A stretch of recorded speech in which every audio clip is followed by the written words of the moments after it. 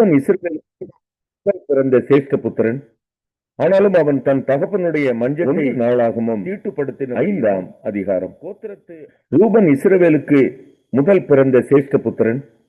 ஆனாலும் அவன் தன் தகப்பனுடைய மஞ்சத்தை தீட்டுப்படுத்தினபடியினால் கோத்திரத்து அட்டவணையிலே அவன் முதற் பிறந்தவனாக எண்ணப்படாமல் அவனுடைய சேஷ்ட புத்திர சுதந்திரம் இஸ்ரவேலின் குமாரனாகிய யோசேப்பின் குமாரருக்கு கொடுக்கப்பட்டது.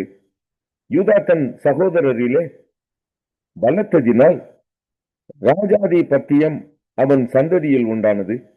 ஆகிலும் சேஷ்ட புத்திர சுதந்திரம் யோசேப்புடையதாயிற்று. இஸ்ரவேலின் முதற் பேரான ரூபனின் குமாரன் ஆனோக்கு, பல்லு, எஸ்ரோன், கர்மி என்பவர்கள். யோவேலின் குமாரரில் ஒருவன் செமாயா, இவன் குமாரன் கோக், இவன் குமாரன் சீமே, இவன் குமாரன் மீகா, இவன் குமாரன் ராயா, இவன் குமாரன் பாகால், இவன் குமாரன் பேரா. ரூபனியரின் பிரபுவான இவனை அசீரியா ராஜாவாகிய தீர்காத் பில்நேசர் சிறைப்பிடித்து போனான். தங்கள் சந்ததிகளின்படியே தங்கள் வம்ச அட்டவணைகளில் எழுதப்பட்ட அவன் சகோதரரில் தலைவர் ஏயேலும் சகரியாவும், யோவேலின் மகனாகிய சேமாவுக்கு பிறந்த ஆசாசின் குமாரன் பேலாவும், இவன் சந்ததியார் ஆறாவேரிலும் நேபோ மட்டும் பாகால் மெயோன் மட்டும் வாசம் பண்ணினார்கள். கிழக்கே ஐபிராத்து நதி தொடங்கி வனாந்தரத்தின் எல்லை மட்டும் அவர்கள் வாசம் பண்ணினார்கள். அவர்கள் ஆடு மாடுகள் கீலேயாத் தேசத்தில் மிகுதியாயிற்று. சவுலின் நாட்களில் ஆகாரியரோடு அவர்கள் யுத்தம் பண்ணி தங்கள் கையால் அவர்கள் விழுந்த பின் அவர்கள் கூடாரங்களிலே கீலேயாத்தின் கீழ்ப்புறமெல்லாம் குடியேறினார்கள். காத்தின் புத்திரர் அவர்களுக்கு எதிரே பாசான் தேசத்திலே சல்கா மட்டும் வாசம் பண்ணினார்கள். அவர்களில் யோவேல் தலைவனும் சாப்பாம் அவனுக்கு இரண்டாவதுமாயிருந்தான். யானாயும் சாப்பாத்தும் பாசானில் இருந்தார்கள். அவர்கள் பிதாக்களின் வீட்டாராகிய அவர்கள் சகோதரர் மீகாவேல், மெசுல்லாம், சேபா, யோராயி, யாக்கான், சீகா, ஏபேர் என்னும் 7 பேர். இவர்கள் ஊரிக்கு பிறந்த அபியேலின் குமாரர்.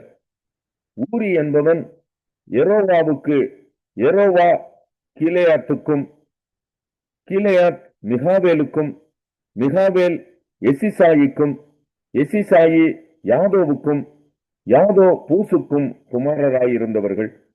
கூனியின் குமாரனாகிய அப்தியேலின் மகன் அகி அவர்கள் பிதாக்களின் வீட்டு தலைவனாயிருந்தான். அவர்கள் கீலேயாத்தில் இருக்கிற பாசானிலும் அதன் வெளி நிலங்களிலும் சாரோனின் எல்லா பேட்டைகளிலும் அவைகளின் கடையாந்திரங்கள் மட்டும் வாசம் பண்ணினார்கள். இவர்கள் எல்லாரும் யூதாவின் ராஜாவாகிய யோதாமின் நாட்களிலும் இஸ்ரவேலின் ராஜாவாகிய யெரொபெயாமின் நாட்களிலும் தங்கள் வம்சத்து அட்டவணைப்படி தொகை ஏற்றப்பட்டார்கள். ரூபன் புத்திரரிலும் காத்தியரிலும் மனாசேயின் பாதி கோத்திரத்தாரிலும் கேடகமும் பட்டயமும் எடுத்து வில் எய்து யுத்தத்திற்கு பழகி படைக்கு போகத்தக்க சேவகர் 44,760 பேராயிருந்தார்கள். அவர்கள் ஆகாரியரோடும் எத்தூர், நாப்பீஸ், நோதாப் என்பவர்களோடும் யுத்தம் பண்ணுகிற போது அவர்களோடு எதிர்க்க துணை பெற்றபடியினால் ஆகாரியரும் இவர்களோடு இருக்கிற யாவரும் அவர்கள் கையில் ஒப்புக் கொடுக்கப்பட்டார்கள். அவர்கள் யுத்தத்திலே தேவனை நோக்கி கூப்பிட்டு அவர் மேல் நம்பிக்கை வைத்தபடியினால் அவர்கள் விண்ணப்பத்தை கேட்டருளினார். அவர்கள் இவர்களுக்கு இருந்த மிருக ஜீவன்களாகிய 50,000 ஒட்டகங்களையும் 2,50,000 ஆடுகளையும் 2,000 கழுதைகளையும் மனுஷரில் 1,00,000 பேர்களையும் பிடித்தார்கள். யுத்தம் தேவனால் நடந்தபடியினால் அநேகர் வெட்டுண்டு விழுந்தார்கள். தங்கள் சிறைப்பட்டு போகும் மட்டும் இவர்களுடைய ஸ்தலத்திலே குடியிருந்தார்கள். மனாசேயின் பாதி கோத்திரத்து புத்திரரும் அந்த தேசத்தில் குடியிருந்து பாசான் தொடங்கி பாகால் எர்மோன் மட்டும், செனீர் மட்டும், எர்மோன் பர்வத மட்டும் பெருகி இருந்தார்கள். அவர்கள் தங்கள் பிதாக்களின் வீட்டு தலைவராகிய ஏப்போ, இசி, ஏலியேல், அஸ்ரியேல், எரேமியா, உதாவியா, யாதியேல் என்பவர்கள் பராக்கிரம வீரரான மனுஷரும் பெயர் பெற்ற தலைவருமாயிருந்தார்கள். அவர்கள் தங்கள் பிதாக்களின் தேவனுக்கு துரோகம் பண்ணி தேவன் அவர்களுக்கு முன்பாக அளித்திருந்த தேச ஜனங்களின் தேவர்களை பின்பற்றி சோரம் போனார்கள். ஆகையால் இஸ்ரவேலின் தேவன் அசீரியா ராஜாவாகிய தில்காத் பில்நேசரின் ஆவியையும் எழுப்பினதினாலே அவன் ரூபனியரும் காத்தியரும் மனாசேயின் பாதி கோத்திரத்தாருமாகிய அவர்களை சிறைப்பிடித்து இந்நாள் வரைக்கும் இருக்கிறது போல ஆலாவுக்கும் ஆபோருக்கும் ஆராவுக்கும். எசேக்கியேல் 18ஆம் அதிகாரம். கர்த்தருடைய வார்த்தை எனக்கு உண்டாகி, அவர், பிதாக்கள் திராட்சக்காய்களை தின்றார்கள், பிள்ளைகளின் பற்கள் கூசி போயின என்னும் பழமொழியை நீங்கள் இஸ்ரவேல் தேசத்தை குறித்து சொல்லுகிறது என்ன? இனி இஸ்ரவேலில் இந்த பழமொழியை சொல்வது இல்லை என்பதை என் ஜீவனை கொண்டு சொல்லுகிறேன் என்று கர்த்தராகிய ஆண்டவர் உரைக்கிறார். இதோ எல்லா ஆத்துமாக்களும் என்னுடையவைகள். தகப்பனின் ஆத்துமா எப்படியோ அப்படியே மகனின் ஆத்துமாவும் என்னுடையது. பாவம் செய்கிற ஆத்துமாவே சாகும். ஒருவன் நீதிமானாய் இருந்து நியாயத்தையும் நீதியையும் செய்து மலைகளின் மேல் சாப்பிடாமலும் இஸ்ரவேல் வம்சத்தாரின் நரகலான விக்கிரகங்களுக்கு நேராக தன் கண்களை ஏறெடுக்காமலும் தன் அயலானுடைய மனைவியை தீட்டுப்படுத்தாமலும் தூர ஸ்திரீயோட சேராமலும் ஒருவனையும் ஒடுக்காமலும் கொள்ளையிடாமலும் இருந்து கடன் வாங்கினவனுக்கு அடைமானத்தை திரும்ப கொடுத்து தன் அப்பத்தை பசித்தவனுக்கு பங்கிட்டு வஸ்திரமில்லாதவனுக்கு வஸ்திரம் தரிப்பித்து வட்டிக்கு கொடாமலும் பொலிசை வாங்காமலும் அநியாயத்துக்கு தன் கையை விலக்கி மனிதருக்குள்ள வழக்கை உண்மையாய் தீர்த்து என் கட்டளைகளின்படி நடந்து என் நியாயங்களை கைக்கொண்டு உண்மையாய் இருப்பான் ஆகில் அவனே நீதிமான், அவன் பிழைக்கவே பிழைப்பான் என்று கர்த்தராகிய ஆண்டவர் சொல்லுகிறார். ஆனாலும் அவனுக்கு ஒரு குமாரன் பிறந்து அவன் கள்ளனும் இரத்தம் சிந்துகிறவனும் மேற்சொல்லிய கடமைகளின்படி நடவாமல் இவைகளில் ஒன்று கொப்பானதை செய்கிறவனுமாய் இருந்து மலைகளின் மேல் சாப்பிட்டு தன் அயலானுடைய மனைவியை தீட்டுப்படுத்தி சிறுமையும் எளிமையுமானவனை ஒடுக்கி கொள்ளைக்காரனாய் இருந்து அடைமானத்தை திரும்ப கொடாமல் நரகலான விக்கிரகங்களுக்கு நேராக தன் கண்களை ஏறெடுத்து அருவருப்பானதை செய்து வட்டிக்கு கொடுத்து பொலிசை வாங்கினால் அவன் பிழைப்பானோ? அவன் பிழைப்பதில்லை. இந்த எல்லா அருவருப்புகளையும் செய்தானே, அவன் சாகவே சாவான். அவன் இரத்தப்பழி அவன் மேல் இருக்கும். பின்னும் இதோ அவனுக்கு ஒரு குமாரன் பிறந்து அவன் தன் தகப்பன் செய்த எல்லா பாவங்களையும் கண்டு தான் அவைகளின்படி செய்யாதபடிக்கு எச்சரிக்கையாய் இருந்து மலைகளின் மேல் சாப்பிடாமலும் இஸ்ரவேல் வம்சத்தாரின் நரகலான விக்கிரகங்களுக்கு நேராக தன் கண்களை ஏறெடுக்காமலும் தன் அயலானுடைய மனைவியை தீட்டுப்படுத்தாமலும் ஒருவனையும் ஒடுக்காமலும் அடைமானத்தை வைத்துக் கொண்டிராமலும் கொள்ளையிடாமலும் தன் அப்பத்தை பசித்தவனுக்கு பங்கிட்டு வஸ்திரமில்லாதவனுக்கு வஸ்திரம் தரிப்பித்து சிறுமையானவனுக்கு நோவுண்டாகாதபடிக்கு தன் கையை விலக்கி வட்டியும் பொலிசையும் வாங்காமல் இருந்து என் நியாயங்களின்படி செய்து என் கட்டளைகளில் நடந்தால் அவன் தன் தகப்பனுடைய அக்கிரமத்தின் நிமித்தம் சாகாமல் பிழைக்கவே பிழைப்பான். அவன் தகப்பனோ வென்றால் கொடுமை செய்து சகோதரனை கொள்ளையிட்டு தகாததை தன் ஜனங்களின் நடுவிலே செய்தபடியினால் இதோ அவன் தன் அக்கிரமத்திலே சாவான். இது எப்படி? குமாரன் தகப்பனுடைய அக்கிரமத்தை சுமக்கிறதில்லையா என்று நீங்கள் கேட்டால், குமாரன் நியாயத்தையும் நீதியையும் செய்து என் கட்டளைகளை கைக்கொண்டு அவைகளின்படி செய்ததினால் அவன் பிழைக்கவே பிழைப்பான். பாவம் செய்கிற ஆத்துமாவே சாகும். குமாரன் தகப்பனுடைய அக்கிரமத்தை சுமப்பதும் இல்லை, தகப்பன் குமாரனுடைய அக்கிரமத்தை சுமப்பதும் இல்லை. நீதிமானுடைய நீதி அவன் மேல்தான் இருக்கும், துன்மார்க்கனுடைய துன்மார்க்கமும் அவன் மேல்தான் இருக்கும்.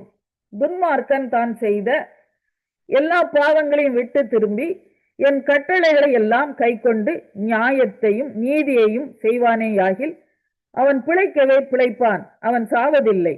அவன் செய்த எல்லா மீறுதல்களும் நினைக்கப்படுவதில்லை. அவன் தான் செய்த நீதியிலே பிழைப்பான்.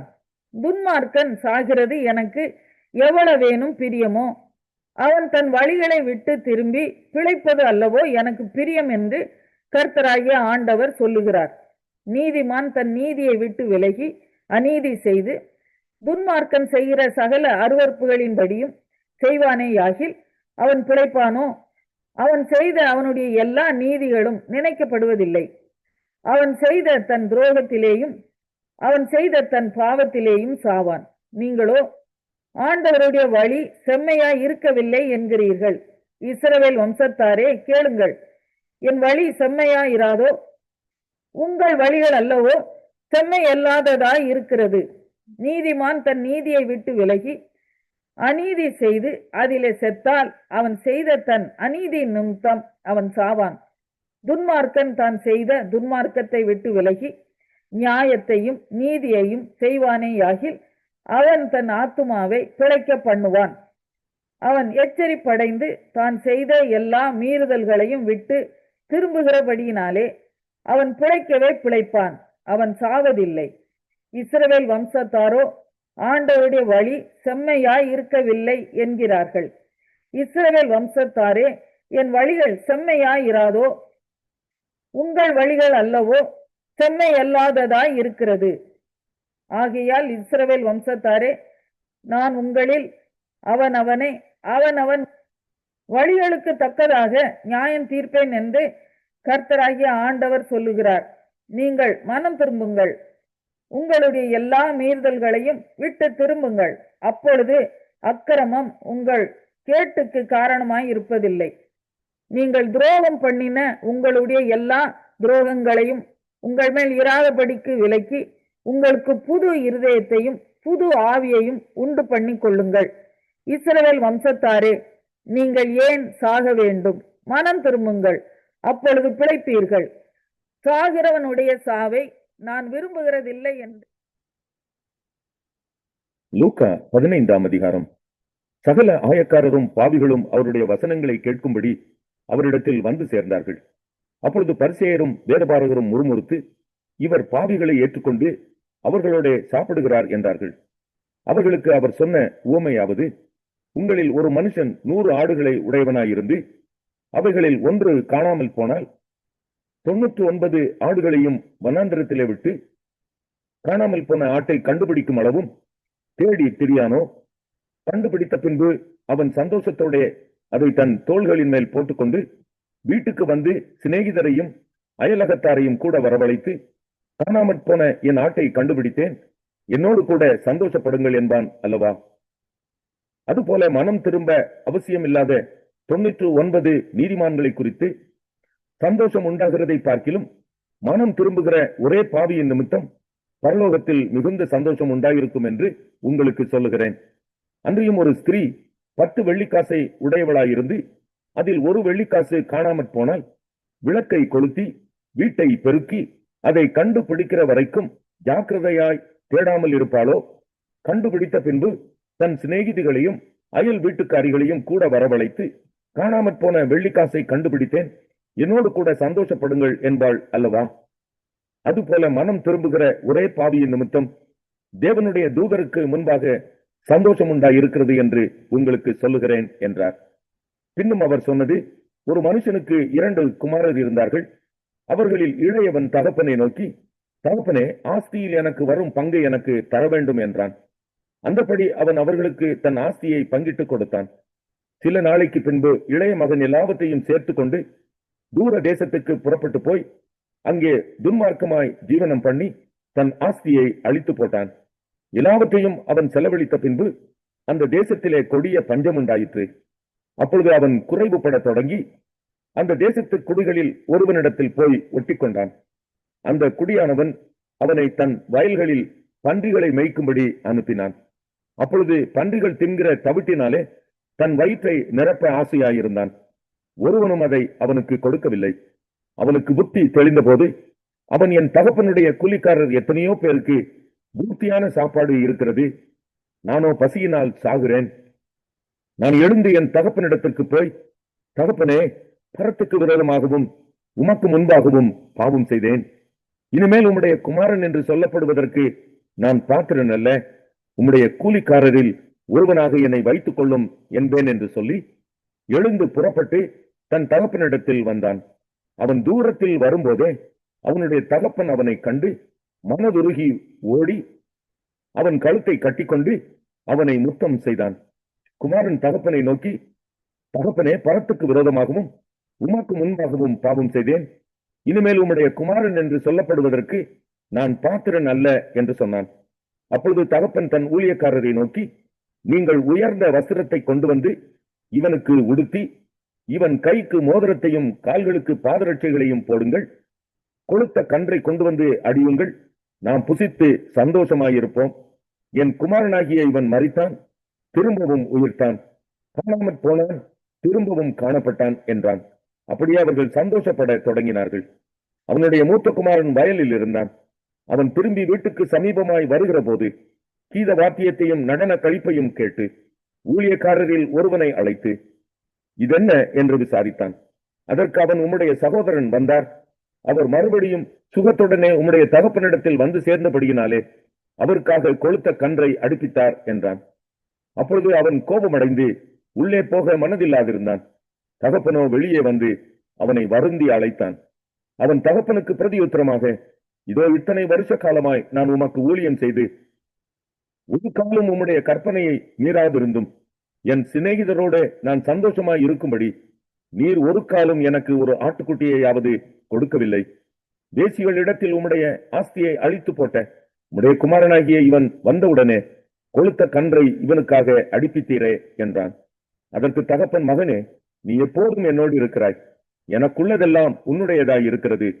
உன் சகோதரனாகிய இவனோ மரித்தான், திரும்பவும் உயிர்த்தான், காணாமற் போனான், திரும்பவும் காணப்பட்டான். ஆனபடியினாலே நாம் சந்தோஷப்பட்டு